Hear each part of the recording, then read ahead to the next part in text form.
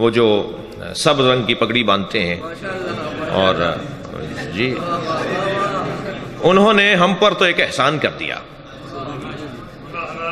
انہوں نے مہربانی فرما دی ہمارے اوپر۔ پچھلے 4-5 مہینے پہلے جو انہوں نے ایک نعرہ لگایا، بے گناہ بے خطا فلانا فلانا، بات پہنچ گئی میری؟ بے گناہ بے خطا، بے گناہ بے خطا فلانا فلانا۔ اب میں یہاں کیا کہوں کہ جی فرماتے ہیں کہ فلاں نے کوئی گناہ نہیں کیا، فلاں نے کوئی خطا نہیں کی۔ اس طرح کا ایک اور نعرہ بھی تو شاہ صاحب لگایا جاتا ہے نا، علی اور فلاں بھائی بھائی، پاکستان کی دیواریں کالی کر دیں علی اور فلاں بھائی بھائی۔ جن لوگوں کو قافیہ ملانا نہ آتا ہو،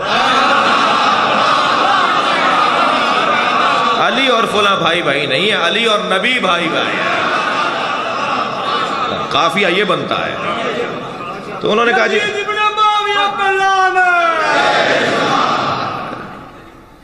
تو انہوں نے وہ جو نعرہ لگایا نا، تو اس نعرے کے بعد ہمارے بریلوی عالم علماء کرام نے ہندوستان سے لے کر پاکستان تک، ایک میرے مفتی ایک صاحب ہیں جو مجھ سے بڑا ان کا تعلق ہے، ہم وہ امام اہل سنت کی متون میں جو امام مہدی کا ذکر ہے اسے جمع کر رہے ہیں، وہ انسائکلوپیڈیا لکھ رہے ہیں اہل سنت کے مطابق امام مہدی۔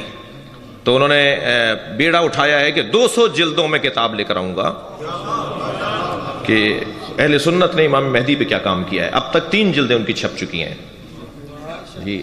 تو وہ ہمارے دوست ہیں مفتی صاحب، وہ پچھلے دنوں آئے، تشریف فرما تھے، کہنے لگے کہ جب انہوں نے یہ نعرہ لگایا اس کے بعد ہندوستان سے لے کے پاکستان تک 10 کتابیں اس حضرت کے خلاف لکھی جا چکی ہیں جسے بے گناہ بولا ہے۔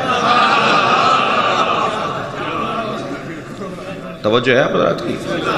تو ان میں سے فیضی صاحب نے جو کتاب لکھی ہے نا، فیضی صاحب نے کتاب لکھی ہے، اس کا میں نام بتا دیتا ہوں بھائی، مارکیٹ میں مل رہی ہے تاکہ آپ خرید تو سکیں۔ فیضی صاحب نے لکھا ہے کہ احادیث الموضوعہ فی فضائل معاویہ، جعلی حدیثیں جو معاویہ کے فضائل میں لکھی گئی ہیں،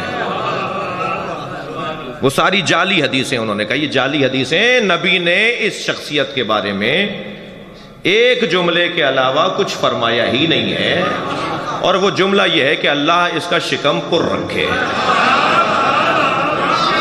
صلوات پڑھ لیں ذرا محمد و آل محمد۔